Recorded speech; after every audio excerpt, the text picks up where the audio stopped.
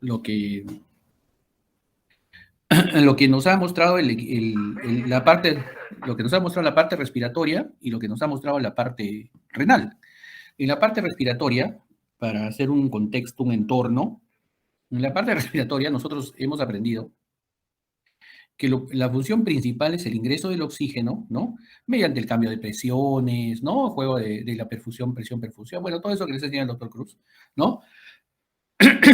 Y la eliminación del CO2. ¿Por qué es importante la eliminación del CO2? Es importante porque el CO2 nos va a representar el desecho del metabolismo celular. Y el CO2 que se transporta a través del plasma sanguíneo hasta el pulmón puede ir de diferentes maneras, como ustedes también ya lo han hecho en transporte, ¿no? De gases, ¿no? Puede ir pegado a la hemoglobina, puede ir libre la mayoría, puede ir en forma de bicarbonato, ¿no? Este CO2 llega al pulmón y se elimina, ¿sí? Pero puede haber un momento en que este CO2, por algún motivo o alguna lesión, comience a coleccionarse dentro de nuestro organismo. Y cuando comienza a aumentar este CO2 en nuestro organismo, por cualquier cuestión patológica, la mayoría es por falta de oxígeno, no respiras, etc. Comienza a aumentar, entonces este CO2 rápidamente reacciona con el agua debido a la anhidrasa carbónica, forma ácido carbónico y forma iones bicarbonato y iones hidrogeniones, ¿no? Y estos iones hidrogeniones titulan la acidez de nuestro medio interno. Entonces nosotros tenemos un pH, por lo tanto, una cantidad de hidrogeniones que están flotando, que están navegando con nosotros, ¿sí? Lo vamos a ver en el transcurso de la clase. Y también tenemos sustancias que van a bloquear estos hidrogeniones, ¿no? Que van a bloquearlos y nos van a permitir evitar de que estos hidrogeniones se vayan haciendo, coleccionándose, vayan cambiando el pH de nuestras células y vayan alterando nuestro metabolismo. Entonces, todo esto se va representando en el equilibrio ácido-base. Recordemos también, en la última, en la última parte que hemos visto, que el pulmón, que el riñón elimina muchos hidrogeniones, ¿no? En base a diferentes tapones. Elimina hidrogeniones en base a bicarbonato, formando ácido carbónico, intercambiándose con iones potasio, intercambiándose con iones sodio, entrando a en el ciclo del amonio, entrando al ciclo de los fosfatos y se elimina. Y entonces, en la práctica hemos visto que la orina tiene un pH ligeramente ácido, un pH de 5 puntos, 5.5, 6.5, entonces es un pH ácido. Eso quiere decir que hay una cantidad de hidrogeniones que se eliminan con la orina. Bien, entonces, el equilibrio ácido-base, el pH, es un sistema, pues, netamente de equilibrio, ¿no? Es un sistema de equilibrio, ¿sí? Un sistema en el cual, estamos en una constante producción de sustancias y una constante producción de sustancias que van a equilibrar, que van a neutralizar a estas otras sustancias, ¿no es cierto? Y que hay circunstancias en las cuales aumenta una u otra sustancia. Entonces, un ácido es toda sustancia capaz de ceder un hidrogenio. ¿Cuál es la más popular que tenemos nosotros? El ácido carbónico. Creo que ya lo hemos estudiado hasta el cansancio, el ácido carbónico, ¿no es cierto? Que se libera por la anhidrasa carbónica y libera un hidrogenio y un ion bicarbonato, ¿no es cierto? Y la base es toda sustancia capaz de captarlo. Cuando tú tienes iones bicarbonato, ¿qué es lo que haces?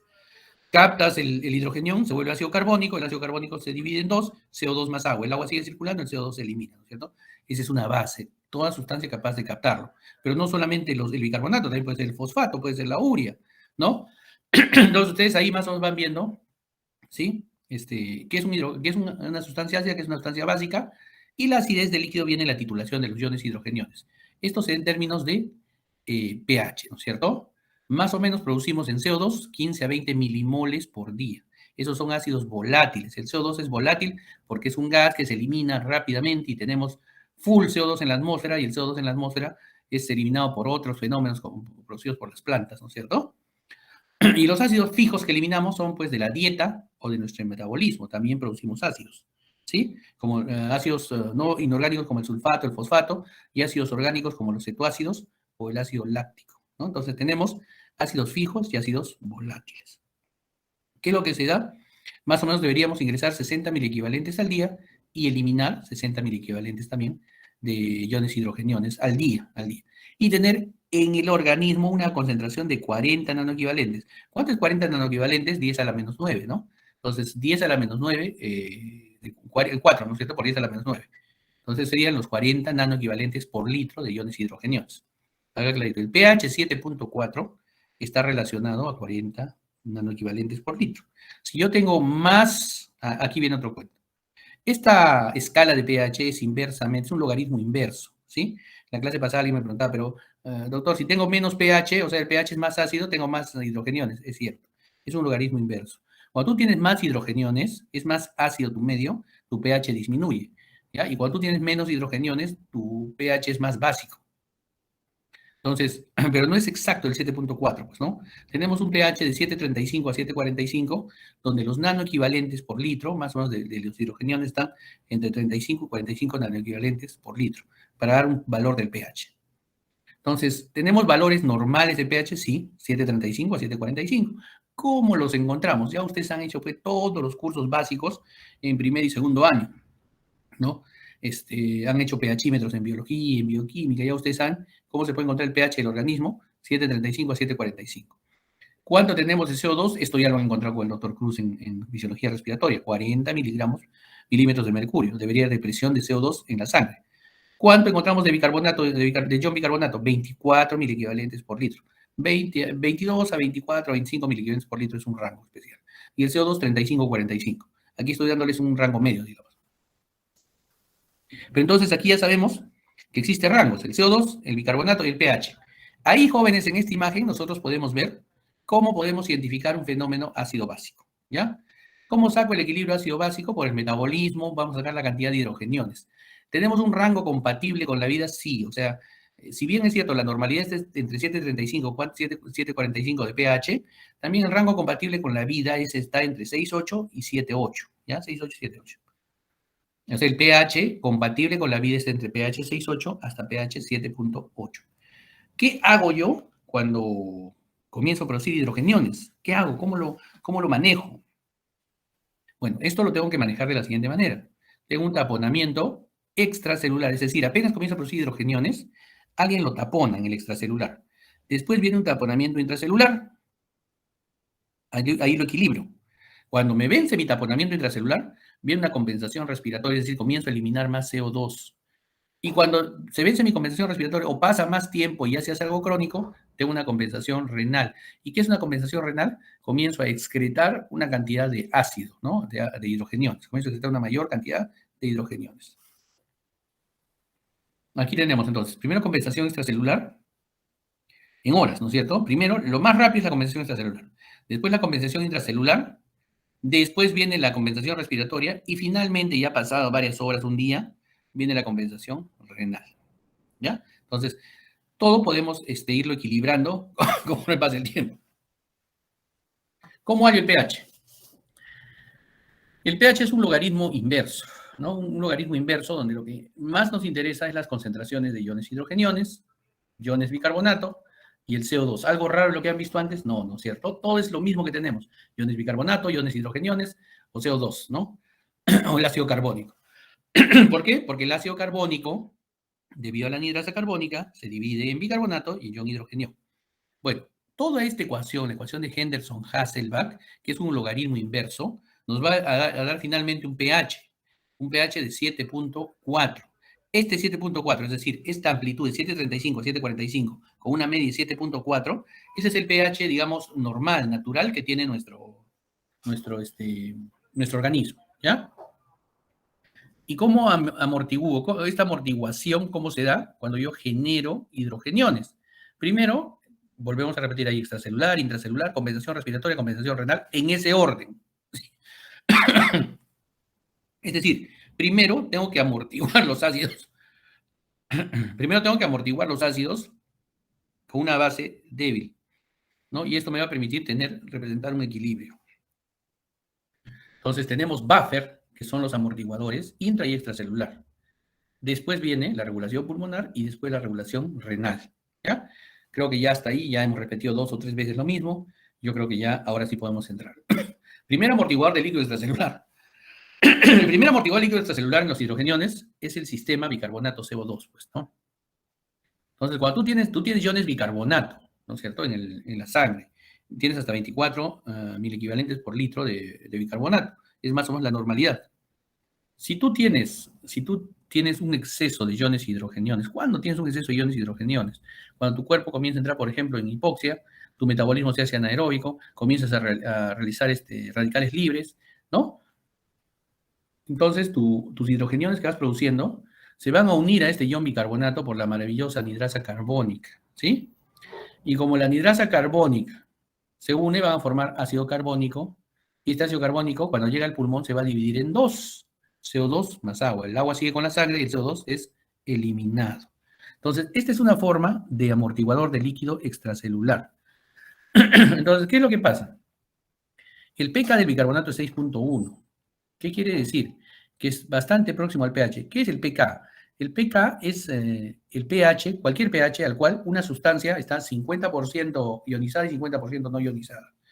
Como es 6.1, entonces a ese pH más o menos ácido que tenemos, hay bastante bicarbonato en la posibilidad no ionizada, en la posibilidad de captar hidrogeniones. Entonces, es por eso, es el primer amortiguador, el bicarbonato, de líquido extracelular, ¿cierto? ¿Qué otro ion podríamos captar? El ion fosfato. ¿Ya? El ion fosfato, igual, se une, ¿no es cierto? Y luego se desciende y libera un CO2 para, para que podamos liberarlo en la respiración. En el líquido intracelular tenemos varios tapones, varias sustancias que se unen a los hidrogeniones y los neutralizan. ADP, ATP, AMP, la glucosa 1,6-fosfato, el 2,3-difosfoglicerato, etc. ¿No? Algunas proteínas intracelulares. Pero el más importante, el más significativo, es la hemoglobina. ¿Y por qué? Porque la oxihemoglobina tiene un pK de 6.7, bien pegadito al pH, ¿no es cierto? Bien pegadito al pH. Entonces, la hemoglobina capta iones hidrogeniones y los neutraliza. Es la principal, pero existen otros amortiguadores de líquido intracelular. Bien, y si nosotros no podemos compensarlo, no podemos compensar, o sea, no hay forma de compensarlo ni intracelular ni celular, nos ha vencido. Es más la cantidad de iones hidrogeniones que estamos produciendo. Nuestro cuerpo está entrando en una acidosis. Por ejemplo, un paciente diabético con un exceso de glucosa, que no podemos controlarlo y está haciendo una cetoacidosis diabética. Por ejemplo, una septicemia. Por ejemplo, un paciente que está haciendo una insuficiencia renal, que tiene un exceso de iones hidrogeniones. Entonces, todo esto va a hacer de que, por ejemplo, tengamos una gran cantidad de iones hidrogeniones que no podemos compensarlo con nuestros iones bicarbonato o con nuestras proteínas intracelulares, con hemoglobina. ¿Qué es lo que va a pasar entonces? Entonces, si tú tienes gran cantidad de iones hidrogeniones, lógicamente, gran cantidad de iones bicarbonato se van a unir a él, ¿no es cierto? Se van a unir a ellos, ¿sí? Se unen a ellos, se van a taponar, se taponan. Y de pronto, nos quedamos con poquito bicarbonato. Y este poquito bicarbonato que se va quedando va haciendo que el pH sea muy bajo. Y bueno, ¿cuánto es el pH compatible con la vida? 6,8, 7,8. ¿No? Pero si le ponemos esa cantidad de hidrogeniones que estamos poniendo en el ejemplo, 12 milimoles por litro, y vamos a usar 12 milimoles de bicarbonato para neutralizarlo, entonces nos estamos quedando casi solamente con 12 milimoles de bicarbonato. Y ese pH va a bajar porque el bicarbonato es básico, ¿no es cierto? Es básico. Y entonces el pH baja tanto que puede convertirse en mortal. Con esa cantidad de ácido el paciente puede fallecer. ¿Ya? Entonces, nosotros entramos a la tercera etapa de compensación, que es la compensación respiratoria. Si nosotros hemos generado tantos milimoles de ácido con tantos milimoles de bicarbonato y se han juntado, ¿no? Y han comenzado a producir CO2, ¿sí? ¿Y qué pasa con la respiración entonces? Como comienzas a aumentar el CO2, ustedes ya lo han visto esto con el doctor Cruz, el CO2 va a estimular al centro respiratorio, ¿no? Al centro ventral, ¿no? Entonces estimula al centro respiratorio y comienza la rampa. Y al comenzar la rampa comienza la hiperventilación, y al comenzar la hiperventilación comienzas a eliminar CO2, y al eliminar CO2 comienzas a disminuir tu carga ácida. Y al disminuir tu carga ácida, tu pH se vuelve a corregir. Entonces, compensación respiratoria en base a hiperventilación, es decir, cuando tú juntas muchos ácidos, comienzas a estimular el centro respiratorio. Entonces, han visto la respiración de Cheyne-Stokes, ¿no? Entonces, ¿cómo es? ¿Por qué hacen esa respiración? Porque se hiperventilan y eliminan CO2 y compensan un rato. Se eliminan y eliminan CO2, compensan un rato, ¿no? Entonces, esa es la razón, es una compensación respiratoria, ¿ya? Entonces, Esta conversión respiratoria estimula el centro respiratorio, aumenta el volumen respiratorio, aumenta la frecuencia respiratoria y aumenta la excreción de CO2.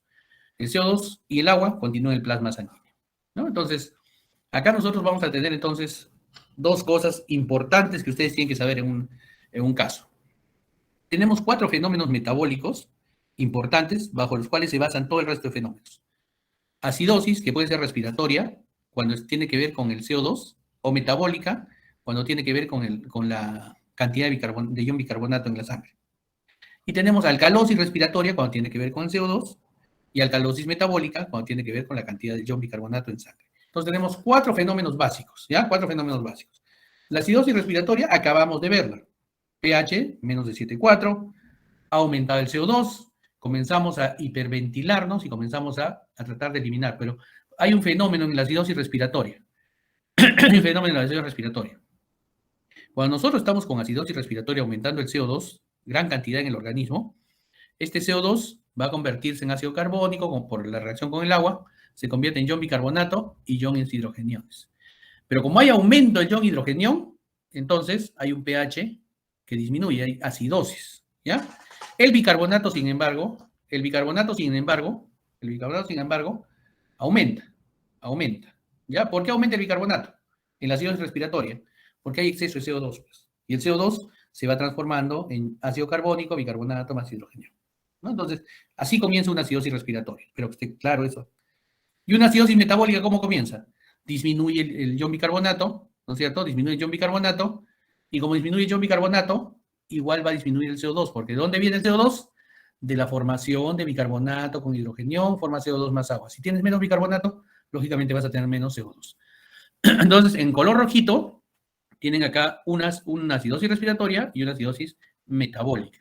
Cuando yo voy a medir, cuando yo voy a tomar a un paciente su medio interno, lo primero que tengo que ver es su CO2 y su ion bicarbonato. ¿Cómo está? Para ver qué tipo de fenómeno metabólico se está presentando. Y la alcalosis que les decía, la alcalosis respiratoria es cuando baja el CO2 y baja el bicarbonato. Y la alcalosis metabólica aumenta el bicarbonato y por ende aumenta el CO2. Entonces, estos 4 fenómenos son los que ustedes tienen que saber bien. Acidosis respiratoria y metabólica, alcalosis respiratoria y metabólica. Y el truco es que ustedes recuerden quién es el que produce CO2 y quién es el que produce bicarbonato, ¿no? ¿Qué pasa con el bicarbonato? El bicarbonato nosotros lo eliminamos normalmente. No, el bicarbonato lo reabsorbemos. En el túbulo contorneado proximal, como ustedes ven ahí, lumen, el ion hidrogenión sale a la luz del túbulo en un intercambio con el sodio y también sale por sus canales propios. Este ion hidrogenión ingresa al lumen y con el ion bicarbonato que se ha filtrado por la orina, se vuelve ácido carbónico. Este ácido carbónico se convierte en CO2 y agua. Y ambos, el CO2 y el agua, pueden reabsorberse. Algo de agua va siguiendo su camino para ir a la orina, algo se reabsorbe, y el CO2 se reabsorbe todito porque es un gas, ¿no? Se reabsorbe a la célula del túbulo contorneado proximal. Dentro de la célula del túbulo contorneado proximal, entonces nosotros tenemos CO2 más agua, otra es la anhidrasa carbónica, forma ácido carbónico, y nuevamente, el ion hidrogenión se va y sigue recaptando y sigue reabsorbiendo iones bicarbonato, y el ion bicarbonato se va a regresar a la sangre. 85% del ion bicarbonato se regresa a la sangre, jóvenes. Entonces, ahí tenemos el círculo, cómo el ion bicarbonato es recaptado para que no nos vaya a generar una orina muy básica, ¿no? Entonces, generamos una orina ácida porque los iones hidrogeniones se van a comenzar a eliminar. En el túbulo colector, el ion hidrogenión también se cambia por el ion bicarbonato, ¿no? De la misma manera, ¿no? Sale el ion hidrogenión. Recuerden que en esta zona hay un intercambio con potasio, ¿no? Vamos a verlo más adelantito, cómo se cambia con potasio también. Es el túbulo colector tipo A, ¿no? Entonces, cómo recapta el ion bicarbonato y evita que el bicarbonato salga de nuestra circulación. ¿Y cómo eliminamos los hidrogeniones entonces? Si estamos viendo que el bicarbonato, si el ion hidrogenión sirve para recaptar bicarbonato, pero los eliminamos. ¿Cómo eliminamos? Un grupo de iones hidrogeniones se elimina como protones libres, es decir, como hidrogenión nada más. Otro grupo se elimina con el fosfato. Otro grupo se elimina con la urea, ¿no? Con el ion amonio, ¿no? Se elimina con el ion amonio, que viene del balance nitrogenado. Entonces acá, por ejemplo, están en el túbulo contorneado proximal, lo que ya habíamos visto, pero ahora con el fosfato. El ion hidrogenión se pega al ion fosfato, ¿no? Y hace forma ácido fosfórico y se va. Entonces eso le da acidez a la orina. Igual en el túbulo colector, igual ion fosfato. En el túbulo contorneado proximal también tenemos la salida por la glutamina, ion amonio, ion amoníaco, ¿no es cierto? El mismo cuento, sale y es eliminado. Ahí está eliminándose también ion hidrogenión. Entonces, ion hidrogenión puede irse con los iones fosfato, amonio, y puede irse en forma de protón libre. Y eso le da una cierta acidez titulable a la orina, ¿ya? A la orina. Acá en el túbulo colector. Entonces, el equilibrio ácido-base se tiene que basar en la homeostasia, ¿ya? En la homeostasia de ácidos volátiles. Pulmón, ventilación alveolar, eliminación de CO2. Formación de iones hidrogeniones, formación de ácidos fijos. Y estos ácidos fijos que se van formando por la dieta, por el metabolismo, etc., el ácido láctico, la cetoacidosis, etc., estos ácidos fijos, entonces van a taponarse con el riñón, que es con el tiempo. ¿Y quiénes son los tapones del riñón? El ion bicarbonato, la acidez, el ion amonio, el ion fosfato, ¿no? Y ustedes acaban de verlo, cómo se va eliminando por el riñón. Entonces, lo importante aquí, señores, es que ustedes tengan en claro dos cosas. O sea, riñones y pulmón son importantes para el mantenimiento del equilibrio ácido básico. Pero el primer tapón que tenemos nosotros es el ion bicarbonato de la sangre. Es decir, tenemos que tener una cantidad adecuada de ion bicarbonato en la sangre para poder taponar el exceso de iones hidrogeniones que se presentan mediante nuestro metabolismo diario. Taponando esto y siendo vencido este ion bicarbonato, podría pasarse a la segunda etapa, que es taponamiento intracelular. Y ahí vemos proteínas y la hemoglobina es la principal, ¿no? Pasado esto, viene una compensación respiratoria, con una hiperventilación y eliminación de CO2, que finalmente el CO2 es el que va a formar ácido carbónico, ion hidrogenión y bicarbonato. Y pasado esto, viene la compensación renal, cuando ya tenemos un exceso permanente, persistente de iones hidrogeniones, y la compensación renal, como hemos visto durante todas las clases, va a tener una eliminación del ion hidrogenión libre, una eliminación unida a fosfato, ¿no es cierto?, o a ion amonio, ¿no es cierto? Y se elimina.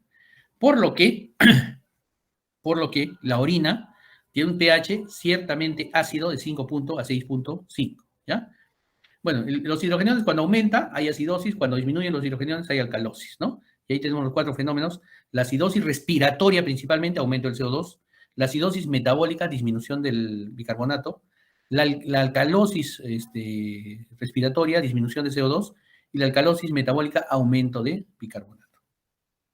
Entonces, más o menos acá tenemos un equilibrio entre acidosis y alcalosis y el mismo esquema que habíamos visto. La acidosis respiratoria, lo primero, en cualquier análisis que hagamos de equilibrio ácido básico, primero tenemos que ver el pH, ¿ya? pH. Si el pH es ácido o básico. Normal 7.35 a 7.45. Menos 7.35 ácido, más de 7.45 básico. Segundo punto, tenemos que ver el CO2. Si el CO2 es alto, decimos, no está eliminado CO2, puede ser una acidosis respiratoria. Si el CO2 está bajo, puede ser una alcalosis respiratoria. Si el bicarbonato, el segundo punto, vemos bicarbonato, está bajo, es una acidosis metabólica. Si está alto, es una alcalosis metabólica. Y después de ver ese valor principal, pH y uno de esos valores, vemos al subsiguiente, si está compensado o no. La acidosis respiratoria, si el CO2 está alto, es porque no está respirando bien, es una acidosis respiratoria aumentada el CO2. Si aumenta el CO2, ¿qué debe pasar con el bicarbonato en su cabecita? Aumenta. ¿Por qué? Porque el CO2 más agua comienza a producir ácido carbónico, hidrogeniones más bicarbonato. Aumenta el CO2, el bicarbonato. ¿Qué pasa si el bicarbonato disminuye en una acidosis metabólica? Si hay poco bicarbonato, se va a unir a pocos hidrogeniones, se va a dividir, se va a poner poco ácido carbónico, poco CO2 más agua. Entonces, según una acidosis metabólica, si baja el bicarbonato, va a bajar el CO2. Listo, ahí está el rojito. Si hay una alcalosis respiratoria, es decir, estoy hiperventilado, he respirado demasiado y he botado mi CO2. Baja mi CO2 en la alcalosis respiratoria. El pH tiene que estar más de 7.45, baja mi CO2, y si baja mi CO2, entonces, al tener bajo CO2, este CO2 produce poco bicarbonato, ¿no es cierto? Porque CO2 más agua, tienes poco insumo, poco bicarbonato, disminuye tu bicarbonato. Y lo mismo pasa en la alcalosis metabólica. Este es un normograma, entonces, más o menos, para que ustedes sepan el pH, ¿no? Y la cantidad de bicarbonato en milimoles. Y entonces nosotros vemos si hay una acidosis, una alcalosis, etc. En la acidosis respiratoria el pH disminuye, el CO2 aumenta, ¿no es cierto? El CO2 aumenta. Días después ya viene la compensación renal, si es que se persiste esta acidosis respiratoria, ¿no? Aumentando la cantidad de bicarbonato de sodio. En la alcalosis respiratoria disminuye el CO2, ¿no es cierto? Y si sigue la hiperventilación, todo eso, Con el tiempo, eliminas más bicarbonato. Igual la metabólica, igual la alcalosis metabólica. Y tenemos unos trastornos de ácido-base mixtos, es decir, puedes tener acidosis respiratoria más acidosis metabólica, acidosis respiratoria más alcalosis metabólica, etc. Se van juntando. Tenemos también 4 fenómenos mixtos. Cada uno de estos tiene su etiología, cada uno de estos tiene las patologías más prevalentes. Vamos a acabar, entonces, al final, vamos a acabar compensando, también viendo lo que es la acidosis o el fenómeno metabólico con el equilibrio gap o anion gap o brecha aniónica. ¿Qué quiere decir? Nosotros básicamente tenemos en el organismo, tenemos iones positivos, el sodio, ¿no es cierto? 135, 145 miliequivalentes por litro. Y tenemos iones negativos, aniones, que tenemos el cloro y tenemos el bicarbonato, ¿no? Entonces, sumados ambos, también nos debe dar unos 130 más o menos. Lo ideal es que nosotros deberíamos tener una brecha aniónica, es decir, una brecha entre los positivos y negativos de 10 a 12 miliequivalentes. Pero a veces esto se hace grande, ¿ya? Y cuando se hace grande, entonces vienen fenómenos, tenemos que descubrir qué fenómeno está presentando. ¿Cuándo se hace grande el anion gap? Cuando, por ejemplo, comienzo a eliminar demasiado cloro. ¿Cuándo elimino demasiado cloro? Elimino demasiado cloro cuando hay vómitos, diarreas, cuando tengo me han colocado demasiados diuréticos, estoy miccionando demasiado, estoy eliminando demasiado cloro porque barro todo lo que está enlace de Henle, ¿no? Lo barro y entonces comienza a bajar mi cantidad de cloro. Y entonces comienzo a hacer comenzamos a hacer una brecha aniónica con una mayor, ¿no? Una brecha aniónica alta, ¿sí? A ver, ¿dónde está esto? Una brecha aniónica alta, ya una brecha aniónica alta. Es importante, porque con eso puedo aprender qué es lo que tengo que recuperar. Tengo que recuperar cloro, tengo que recuperar iones bicarbonato, y entonces ahí puedo estimular o puedo inferir el tratamiento a mi paciente, ¿ya? Entonces tenemos los 4 fenómenos que ya hemos visto, más los fenómenos mixtos, más tengo que observar si es que tengo una curva de anion gap alta o no, ¿ya? Entonces, estos trastornos, en general, los trastornos ácido-base, sean mixtos o no, son bastante críticos, ¿sí? Requieren un tratamiento importante y los trastornos mixtos tienen que tener 2 alteraciones ácido-básico, por lo menos, para ser catalogados de esa manera. Entonces, la acidosis respiratoria, cuando se compensa, eleva su bicarbonato, ¿no? La acidosis respiratoria aguda. La acidosis respiratoria crónica, como ven ahí, por ejemplo, ¿no? El CO2 elevado, se eleva el bicarbonato, pero se ve elevando más el bicarbonato cuando ya es crónico. En la alcalosis respiratoria aguda baja el CO2 y baja el bicarbonato, pero con el tiempo el bicarbonato va bajando, va aumentando hasta equilibrarse, ¿no? Hasta equilibrarse. Este es un normograma, donde podemos ver acá, según el pH y según la concentración de bicarbonato, si es que hay una acidosis, una alcalosis, ¿no? Si es respiratoria, si es metabólica, si está compensada o no está compensada, si hay curva de anion gap o no hay curva de anion gap. Esto se llama normograma, jóvenes, y nosotros lo usamos constantemente, ¿ya? Esta es la brecha aniónica. Entonces, el valor normal de una brecha aniónica debe ser de 8 a 16 miliequivalentes. Como ven ahí, ¿quiénes son los que mandan la brecha aniónica? A veces, por ejemplo, puede haber una hipernatremia, unos 150 de sodio, y esa es la causa de la brecha aniónica. Entonces, para que vuelva a su normalidad, tengo que bajar la cantidad de sodio. A veces puede haber una hipocloremia, como les decía, vómitos, diarreas, diuréticos, etc. Tengo que elevar el cloro para que otra vez mi brecha aniónica esté dentro de límites normales. Esa brecha aniónica representa proteínas, sulfatos que no podemos contabilizar y que están en el intracelular. Bien, jóvenes, ¿alguna pregunta, dudas acerca de este capítulo? Una consulta, profesora. ¿Cuándo sube la grabación?